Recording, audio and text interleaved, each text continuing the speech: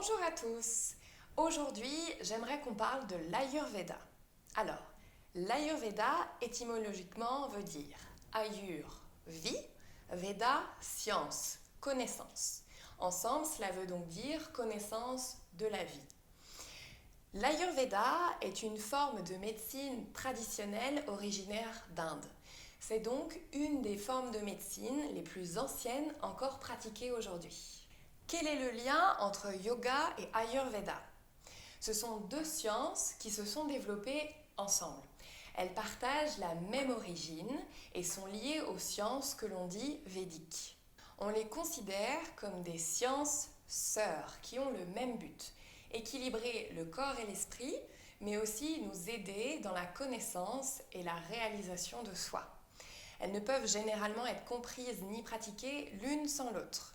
L'Ayurveda, tout comme le yoga, peut être un guide dans votre vie.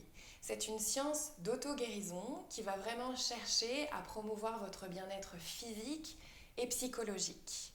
C'est une science qui englobe la santé dans sa globalité. Le physique, le mental, l'émotionnel, mais aussi le social ou encore le spirituel.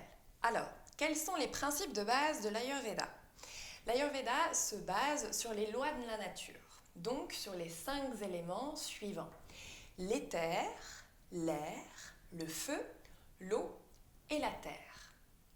Lorsque l'on regroupe certains de ces éléments, on va retrouver ce que l'on appelle des doshas, qui sont au nombre de 3. Le premier dosha est un regroupement de l'énergie éther et air. C'est le dosha Vata, qui est synonyme d'énergie de mouvement. Le deuxième dosha est un mélange de l'eau et du feu. C'est généralement l'énergie de la transformation. Et enfin, le troisième dosha est un mélange de l'eau et de la terre que l'on appelle kapha ou kapha, qui est l'énergie de la fructification.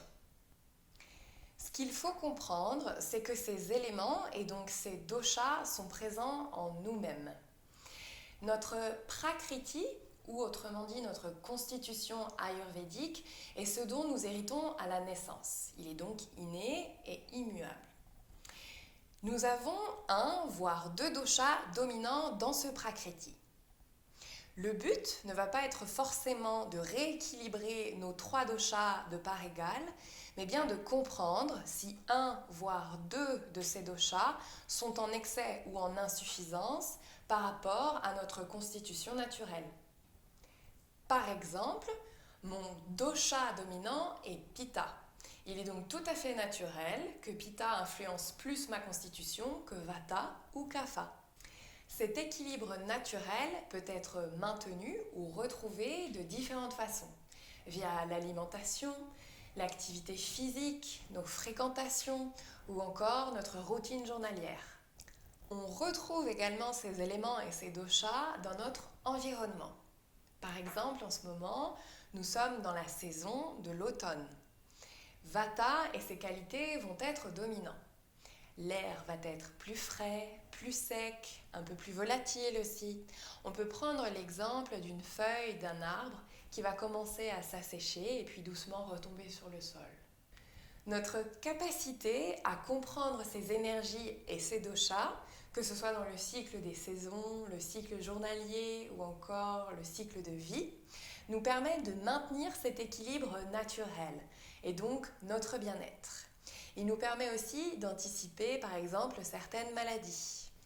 Cette vidéo n'est qu'une introduction à l'Ayurveda. C'est une science qui a beaucoup à vous apprendre.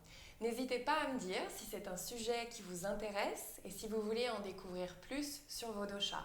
Je serai ravie de répondre à vos questions. Je vous remercie en tout cas pour votre écoute.